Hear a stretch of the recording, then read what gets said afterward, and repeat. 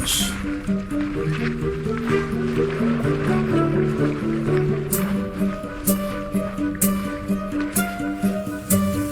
The winds blowing over the lake's surface create currents beneath that are sufficiently strong to move the Marimos.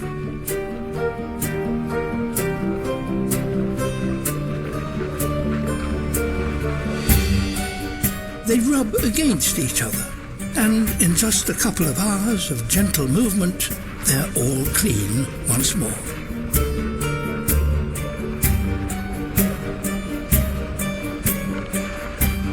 As they spin, every part of their surface gets enough time in the sunlight to keep growing